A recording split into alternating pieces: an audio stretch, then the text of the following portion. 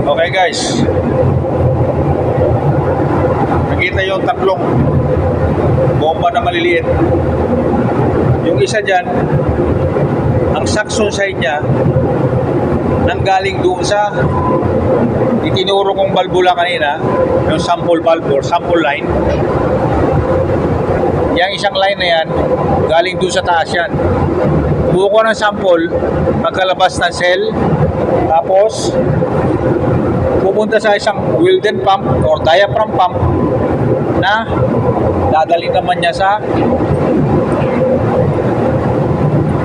TRO. Dadalhin dito. So itong line na ito, yan, magbibigay siya ng sample dito sa loob ng TRO.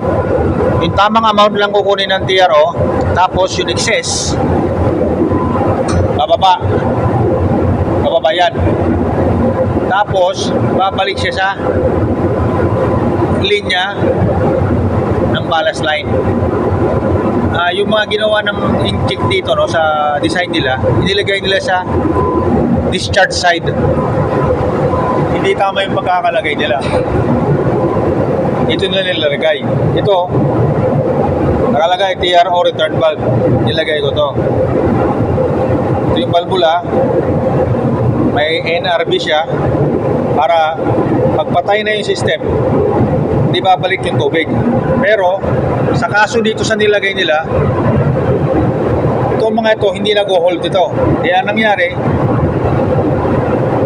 bumabalik yung tubig, tapos tumutulo, naglilik na siya. So ang ginagawa ko, kada matapos ang operation, sinasara ko ng dalawang ito para walang backflow ng tubig. Okay, gano'n ang nangyayari. So yung TRO, pagkatapos siya mag-analyze naman ng sample, magsasample siya, meron siyang tinatawag na drain line. Ito, parang imbudong maliit, tumutulo lang dito yung sample niya.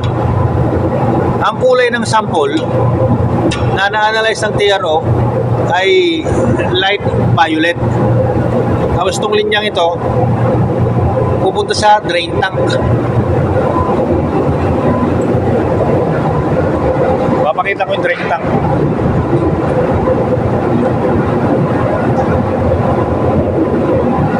Okay. Dito pupunta yung pinaka-sample na na-analyze na nung TRO. So itong ginawa na yung check, maliliit ito, maliit masyado to.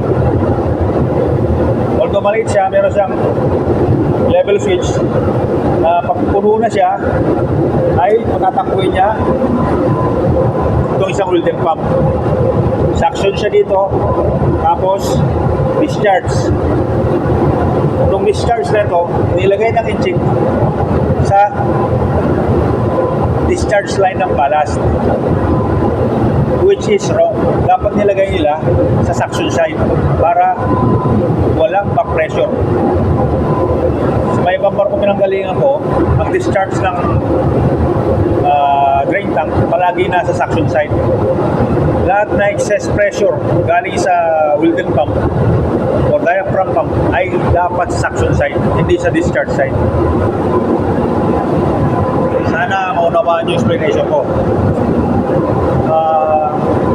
Yung tinuro yung sinasabi ko is about sa ballasting. Pagdating sa deballasting naman, hindi natadaan sa cell ang tubig na galing sa ballast tank. Ang mangyari, from ballast tank diretso sa bomba, tapos dadaan sa discharge line dito, palabas na overboard. So ngayon, kung nung bago pumasok, kung yung papasok sa ballast tank ng tubig ay may chlorine na above 2 and not more than 10, ngayon i-reverse natin yon. Dapat bago itapon sa dagat ay 0.1 ppm lang ang chlorine. So ngayon, ang mangyayari, dito kukuha ng sample. Na-analyze. So para mapababa ang chlorine, kailangan natin ng tinatawag na neutralizer. Itong linyang ito, dito manggagaling yung neutralizing agent, which is sodium thiosulfate. Yung iba, hindi ko alam kung anong pangalan ng chemical na yon. Yung ginawa lang in-check, masyadong malapit ito. So pag nagbigay ng neutralizer, tapos i-analyze niya, ang mangyayari, high chlorine siya. Although itong ginawa na in-check, may isa pa. Medyo madilim. Okay, may isa sa banda rito. Yan. Yung secondary na sample line. Yan ang nag-register ng tamang chlorine, which is below 0.1 ppm.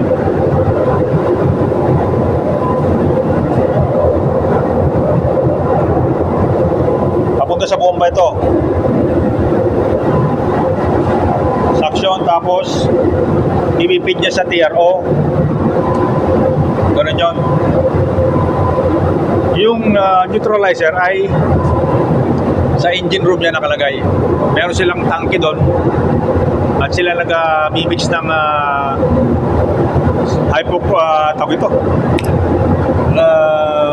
sodium thiosulfate at saka tubig. Bali ang ratio niya is 25 kilos of thiosulfate and 50 liters of water. Bali meron silang tangke doon, may mixer, taka meron silang automatic na feed pump doon. Okay guys, I hope may mapulot kayong lesson sa aking sineshare na knowledge. Thank you.